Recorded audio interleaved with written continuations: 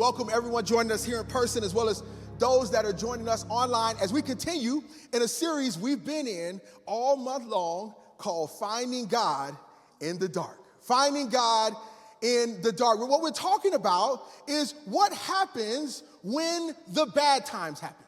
What happens when the tragedy strikes? What happens when the traumatic event occurs? Sometimes it's not a tragedy. Sometimes it's not a traumatic event, a trauma that happens. Sometimes it's a darkness created by the unknown.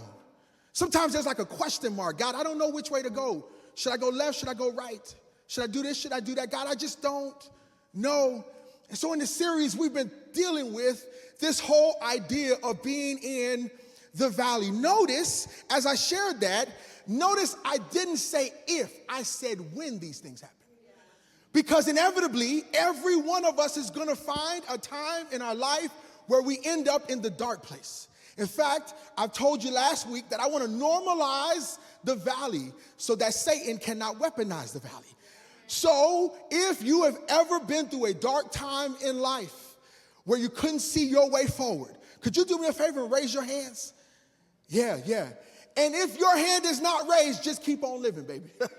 Just keep on living, because the reality is we're all going to have seasons in life where we're going to navigate the valley.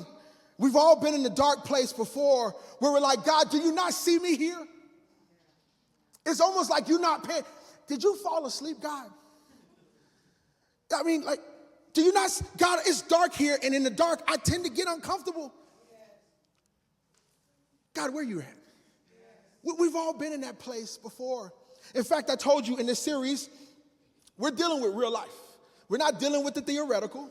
We're dealing with real life. Real life is you get a job, everything's going great, you save money, you go and purchase a home, and then 6 months after you purchase the home, you get laid off from your job. Now the dream home becomes a nightmare. That's real life. That's real life. Real life is you get a job. This is a job in the career field you went to school for. They ask you for your opinion on a survey. You give them your real opinion. They call you a troublemaker, and then they fire you.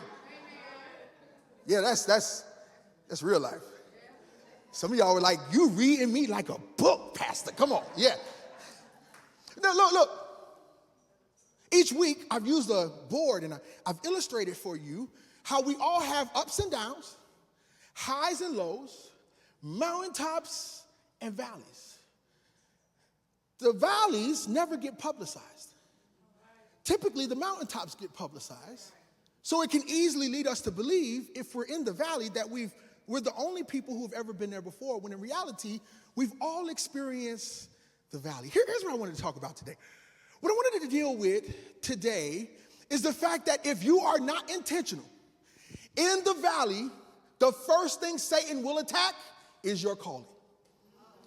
If you are not intentional, the first thing that Satan will attack when you spend time in the dark time is your calling. It kind of goes a little bit like this. Did God really say that? Like it starts with a question. Is that really what you're supposed to be doing with your life? Yeah. Is that really who you're supposed to be married to? I mean, it's a whole lot of fish in the sea, baby. Come on, somebody. It's a lot of fish. Is that who you're really supposed to be married to? Is that the job you're supposed to have? Huh. Is this the God you're actually supposed to be following? I mean, there's a lot of guys out there. Why are you following that one? Here's the thing. If you go back to the book of Genesis, chapter 3, verse number 1, you see where Satan came to Eve with the same exact question. He said to the woman, did God really say that? Yeah. Did God really say that? I don't know if you've ever been in a place where you begin to question things in this season that you never questioned in the last season. This was never up for debate before. Now all of a sudden that you find yourself in the valley, in a dark place, now you're asking yourself questions that you didn't ask yourself before. What is it called? It's called insecurity. You spend enough time in the valley, you will become insecure. Yeah. It'll have you asking questions like, am I really called to be a father? Yeah, because I done made a lot of mistakes in my life, and maybe it would just be easier if I just stayed away from those kids. Yeah, that's Satan, by the way. Yeah. Here's another question that you might have asked yourself before. Am I really called to this career? I mean, I've had all these roadblocks. I've had all these setbacks. Am I really called to this career? Here's another one. I mean, should I really do this whole Christianity thing? I mean, the Bible is like ancient. It's like 2,000 years old, is it not? Yeah. If you're not careful, when you are in the valley, the first thing Satan will attack is your calling. Look what the Bible says in Ephesians chapter 4, verse number 1. Paul says this. He says, therefore, I beg you to lead a life worthy of your calling. For you have been what? Called by God. Listen to me. You are not some random mistake. You are not just some organization of some cells. You have been called by God. And what Satan wants to do is he wants to trick you to believe that you are an oops. Now while you might have been an oops to your parents, you are not at all an oops to God. Yeah, you have been called. What is calling? Calling is purpose. Calling is direction. Calling is a blueprint. Calling is vision for the future as well as for the current. Yeah. In fact, can I tell you something? If you don't know your calling, then you need to spend some time with God exploring what your calling is. It is not okay for you to walk around absent of your calling. Because if you do not know what your calling is, Satan can convince you of anything. So I need you to understand before we go any further that you have a calling on your life. Now, Scripture talks about two categories of calling. The first one is general calling. Now, listen, I'm going somewhere with this. This might seem a little drawn out. This is my setup. Look at your neighbor, tell him this is the setup. This is the setup. I'm about to set this thing up, okay? General calling and technical calling. General calling and technical calling. What is a general calling? First and foremost, general calling is the calling that God has placed on all of humanity. In other words, every human being, whether they are a follower of Jesus Christ or not, is called to salvation through who? Through Christ. Every human being on this planet, whether they know him or not, are called to salvation through Christ. Here's the reality. If you never accept the call, it is impossible for you to actually be in a place where you can stand and say, I'm living. Okay, let me say that a different way. If you don't accept the call, you ain't living. You might look like you living. You might have all the things that the world says. In fact, young people, my 6th through 12th graders in here, come on, students, shout at me. Students, you're leaving me hanging. 6th through 12th grader students, come on, shout at me. Wow. To all my students in the room, many of you watch social media influencers. You watch all these celebrity Hollywood A-listers, right? And they try to convince you that their life is actually what should be lived. In other words, this is really living. But can I tell you something? If they don't know Jesus, they ain't really living. They just got stuff. They just got money, cars, clothes. But while they might try to frame that as living, any wise person will tell you that you can have all that stuff and still be dead. And there's a whole lot of people. Now, if you're a young person, you might be saying, just give me the money. Let me figure it out on my own. Let me figure it out on my own, right? But the reality is you can have all that stuff and still be dead. We're all called to relationship with Christ. In fact, if we had to sum up the general call in one sentence, it would go a little bit like this. Christ died on a cross so that I can live for him. Christ died on a cross so that I can live for him. Every person has this same call, whether you are a saint or a sinner, whether you are a believer or a non-believer. Are you with me? But the next one, the technical call, is different for different people. Yeah, the technical call, write that down, technical call. This is a call to a particular work. Not only does God call you to that work, but then he gives you gifts, talents, and abilities to be able to pull off that specific call. For instance, if you look at LeBron James, there is no doubt that LeBron James is called to play basketball. It doesn't matter how hard I try to play basketball like LeBron James. I will never play basketball like LeBron. Well, Pastor, you just talking down about yourself. If you try hard enough, you can do anything. No. Why? Because he was called to that. I wasn't. But there's something that I can do in a way he would never be able to do. Are you with me on that? Question, what are you called to? The technical call is a specific call. Maybe some of us, you're called to be a teacher. Some of us, you're called to be I'm trying to think of the word, an admin, like a secretary. Some of us are called to be doctors and lawyers. Some of us are called to be plumbers and electricians. Everybody has a different call, and then what God does is he equips you so that you can live out the call. Now, the same is true when it comes to the church. We all have different calls. While we're all called to be a part of the church and to serve the church, the call looks different. For, say, the cameraman than it does for the person who's parking cars in the parking lot. The call looks different from the person who's parking cars in the parking lot to the person who's in there with the kids working with 2-year-olds. We don't want the person in the parking lot with the 2-year-olds. Why? Because they've got a different gift. Can I tell you something? So I'm going to talk in a moment about my calling to ministry. But here's what I need you to understand. Whenever you are called to something, God puts a grace on your life to be able to handle things that other people wouldn't be able to handle. What do I mean by that? So I'm called to ministry. Some of the stuff that I deal with would bother you like crazy. It would drive you crazy. For me, I'm like, it was just another day, baby. Come on, somebody. Why? Because I've been graced for this. There's something that God has created you to do that you're graced for. Maybe it's in the classroom. Other teachers get driven crazy real easy, short fuse. But it doesn't bother you the same way it would bother other people. Let me tell you something. If I got to go under my sink and change out the faucet, you might as well just give me a death sentence. I hate that. Why? Because I'm not graced for it. But I called a plumber over there and he smiles the entire time. Why? Because he was graced for it. Are you with me on that? So we've got general call. We all have the same general call, but we all have different technical calls. Okay, let me tell you about my technical call. So I was called by God into ministry, which means I will spend a large chunk of my life helping to build this place, God's house, the church, right?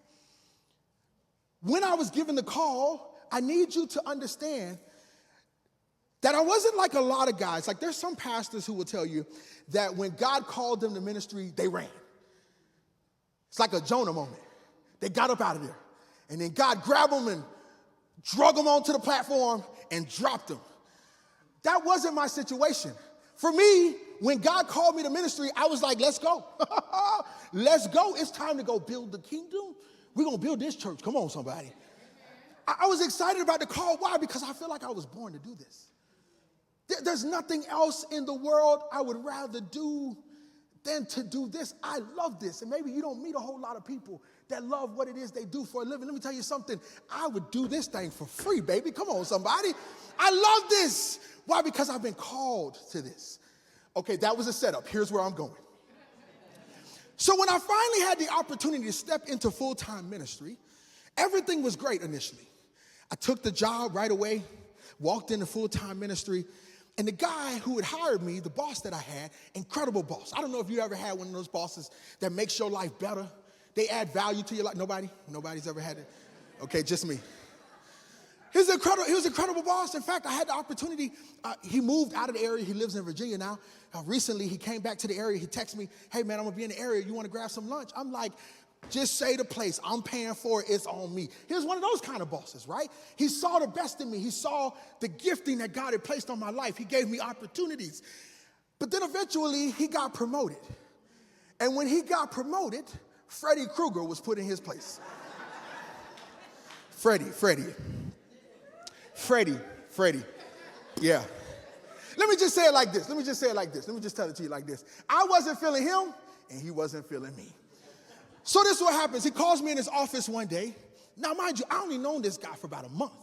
He calls me in the office one day, and he says to me, I want you to spend the next week. I want you to spend the next week figuring out whether you're actually called to this or not. Now, mind you, I had never questioned my call before. Never. The moment God called me to it, I was like, let's go, God, let's go do this thing. But now I'm in a place where I'm questioning the call. I need you to catch this. I started to think about, like, why that question of all questions? Here's why. Because the devil knew that if he could get me to question my calling, he could break me. And may I propose to you that some of you all, the reason why you're so broken is because Satan has convinced you to question the call that God has placed on your life. Yeah. So here I am. 1 week turns into 2 weeks. 2 weeks turns into 3 weeks. Now I'm questioning, I don't know, am I really supposed to be doing this? I don't really know. Maybe you walked in here today and you're questioning the call that God has on your life. Maybe it's a call to lead a family. You're questioning that call. Maybe it's a call to a particular career. You're questioning, I don't know, is this what I'm supposed to be doing with my life? Maybe you walked in here and you're questioning the call to start a business. God, you want me to start this business? I don't even got no money. I'm going to start this business broke. Maybe you walked in here and you're questioning the call to quit your job and be a stay-at-home mom because other ladies put pressure on you and tell you that if you're a real woman, you should actually be able to work and hold the house down and do this and. So now you're questioning the call. Here's what I wanted to do. I wanted to give you 3 things that need to be in the back of your mind the moment that insecurity begins to creep in. I want to give you 3 things that need to be in the back of your mind. The moment Satan starts trying to question your call, you need to bring up these 3 things. Here's the first thing. I want you to write this down. God gave the calling to you, not to them. God gave the calling to you, not to them. Okay, listen. If God gave you the calling, me the calling, then I'm going to take with a grain of salt anything they say. Because God didn't give them the calling, he gave it to me. May I propose to you that the person that's trying to talk you out of your calling, is it possible that they're not bad, it's just that they can't see what you can see because God didn't give it to them, he gave it to you. Could you do me a favor? Could you stop trying to convince other people of what you see? The thing that has you so discouraged is that you keep trying to convince them of what you see. God gave it to you and you for a reason. He gave them something completely different. Yeah. Here's the funny thing. Oftentimes, they can't see what you can see until what you see becomes a reality. And then when what you see becomes a reality, guess what? They're going to take all the credit for it. I knew that boy was going to be somebody. No, you didn't. No, you didn't. Listen.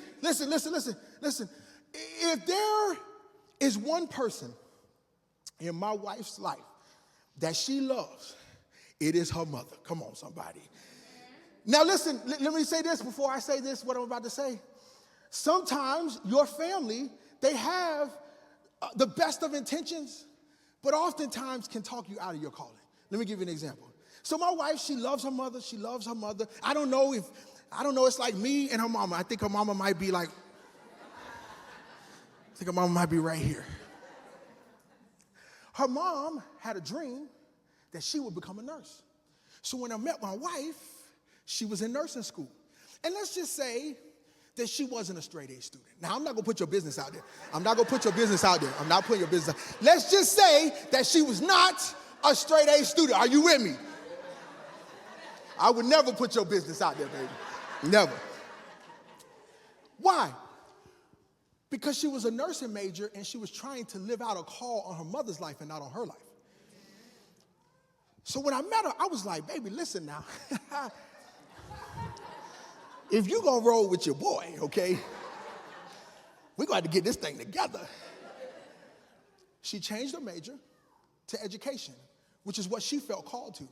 And my wife finished school a straight A student. Why? Why? It's not that her mother was bad. It's not that her mother intended harm for her. It's just that what God gave her was what God gave her. God gave her mother something different. Are you with me on that?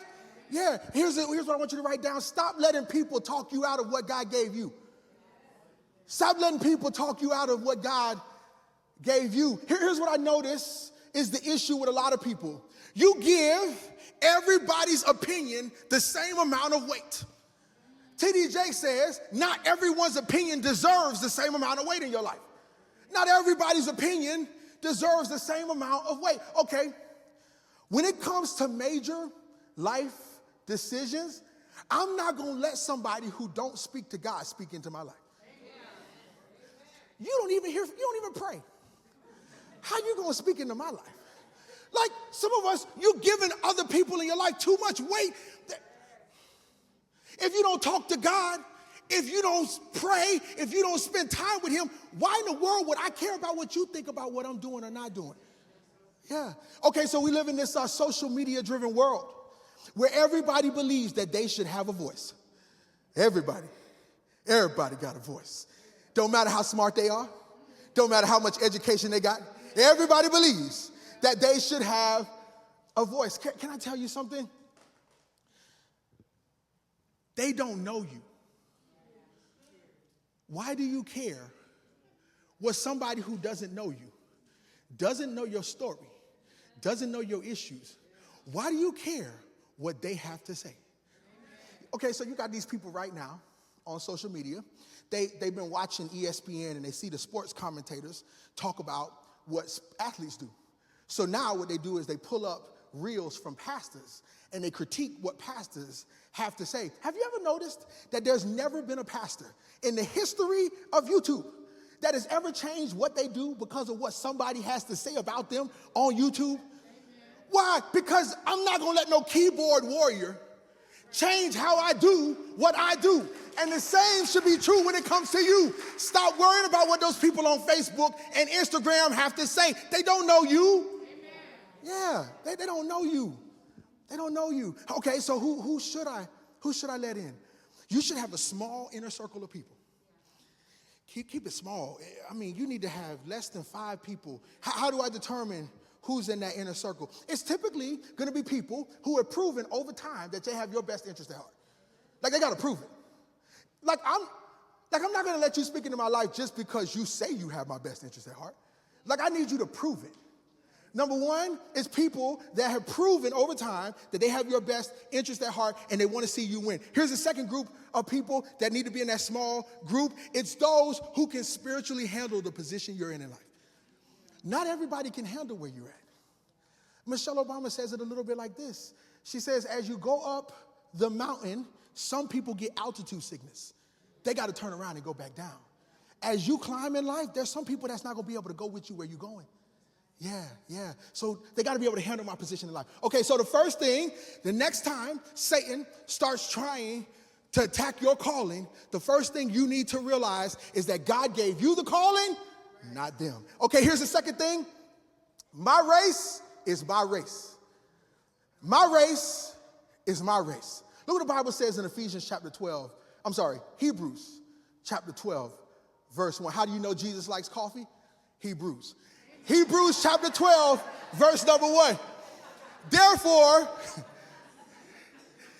Therefore, since we are surrounded by so great a cloud of witnesses, let us also lay aside every weight and sin which clings so closely, and let us run with endurance the race set before who? The set before who? In other words, may I propose to you that there is a race specially for you, and you've been trying to run someone else's race. That's not your race. You have a race that God has set out for you. And as long as you run your race, you'll be all right. The moment you try to run the next person's race, you'll never make it where God intends for you to be. Yeah. In fact, write this down. The quickest way to lose a race is to run one that's not yours. Yeah. You want to lose the race? Try to run your neighbor's race. You want to lose the race? Try to run the person at your job's race. You want to lose the race? Try to run. I'm 40 years old. I feel like I should be further ahead in life than this. Run your race. Stop trying to run other 40-year-olds' race. Yeah. Many of you all, know that I do CrossFit. And it's kind of crazy. But I love it. Prior to COVID, I used to do races. I used to do these CrossFit competitions. And we did a competition up in Melbourne, Florida, about 2 hours up the road. And me and a partner of mine, we went up to compete. And, we were determined to walk away with first place, even though we did not train at all. We didn't train at all. But we showed up excited. We were going to get first place. And we didn't get first place, y'all, but we got third place. Now, there's a detail that I got to mention. It's not important, but I got to mention it. There were only 5 people competing. But that's not an important detail. I walked away with third place. Yeah. I was excited on the medal stand, too. I was excited. Third place. So because I didn't train for this one, the next competition I entered, I was really feeling myself. Yeah, not only did I not train, I didn't even look at the workout in advance. This one was here in Port St. Lucie. So I show up at the workout. Come to find out, they put me in the seniors category. What does that mean? I'm in there with 50, 60, 70-year-old men. I was like, I'm finna tear this thing up. I'm finna tear it up. So here we are. My partner and I, we're in the last heat, which means that the other brothers that are competing with us, all of them have to go first, and then we go at the very end. So the way this works is there are 4 workouts. You get a 15-minute break in between the workouts, and then you move from one workout to the next, to the next, to the next. They're designed to kill you, okay? They're designed to kill you. So the first workout was what's called a sled push. We got a picture of a sled push if you've never seen a sled push before. First workout is a sled push. Mind you, I did not train at all. I'm looking at these other brothers that are in their 50s and 60s. Some of them got 6-packs, but I'm like, I'm finna destroy you. You about to get destroyed today. Because I did not plan for the workout, I decided that I would watch how they ran the race, and I would run the race the same way they ran the race. So they all go before me. Then when it's my turn, I tell my partner, watch this. I expended so much energy on the first workout that I recovered through the second one, the third one, and the fourth one. I ended up getting 14th place. Now listen, minor detail, not important. There were only 14 teams. Okay? Listen to me. Here's what I'm trying. Y'all need to pay attention. This is a church. Pay attention. Listen, this is what I'm trying to say. I was trying to run their race.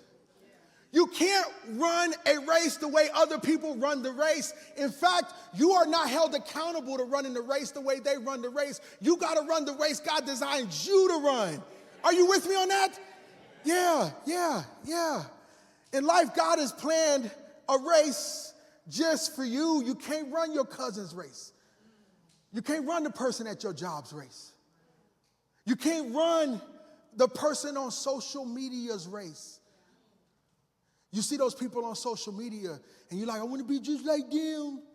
I don't want to have a job. I just want to sit in front of a camera all day long. By the way, some of y'all need a job. That's what you need. You need a job. You need to stop typing stuff on it and get a job. That's what I'm saying. Anyways. What I'm saying is, you are held accountable for you running the race the way God intended for you to run your race, not the way you run your partner's race. Are you with me? Okay, here's the last one. Here's the last point. Qualifications don't mean much in God's economy. Maybe the reason why you are afraid to walk into your calling is because you're saying to yourself, I'm not qualified. Can I tell you something? You probably are not qualified. But the one who walks in the door with you is. So every door, listen, every room that I walk in, I'm not walking in it alone. I'm walking in it with the King of Kings and Lord of Lords. So I don't have to have the same qualifications the next person has. Now, I'm not saying that you shouldn't have a degree. I'm not saying you shouldn't grow in whatever your career is. What I am saying is that you should not minimize favor in your life. No, you're not qualified in and of yourself. But with God, you are perfectly qualified. In fact, let me say this. One of the things that I've learned about God is that he does not wait to use you after you've already been equipped. He calls you to it, and then he equips you for it.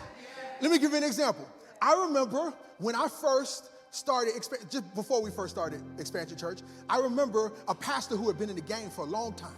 He told me and a group of other pastors that were starting churches all across the country, he said, hey, listen, your first year, your preaching is going to be horrible.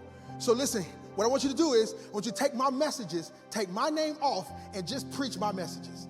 And I was like, why would I ever do that? That's stealing. He said, listen, I'm telling you, your first year, your messages are going to be really bad. It's like, not mine. Maybe the rest of these dudes, but not mine. Can I tell you something? That first year, my messages were horrible. I have a hard time even going back and listening to some of those messages. My messages were horrible. Why? Because prior to me stepping into my calling to be a senior pastor, I would preach here and there, and it was good. But it's different preaching here and there and being good and preaching every single Sunday.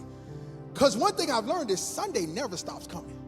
Like, there's always a Sunday coming. There's always a Sunday coming. And so there was a point where I began to feel unqualified. Like maybe God didn't call me to this. But what I've realized after, like in 2020, you know, they say hindsight is 2020. What I realized is, no, I was not qualified, but God doesn't call those that are already qualified. He calls you and then he qualifies you. So God called me to that, but I had to grow into who it was he was calling me to be.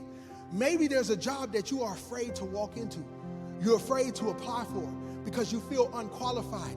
Yes, you are unqualified in and of yourself, but you're not walking into the room by yourself. You're walking into the room with a great God.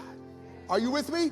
So the last point is this: qualifications don't mean much in God's economy. Here's why I believe God does this. I believe that the reason why God doesn't call those who are already qualified is because if he called you when you were already qualified, you would give yourself the credit for every accomplishment you had.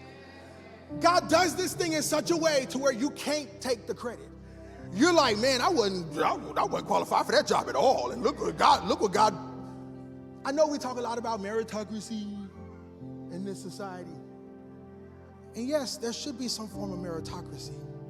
But don't overlook the favor of God. Yeah. Last point, qualifications don't mean much in God's economy. So here I am.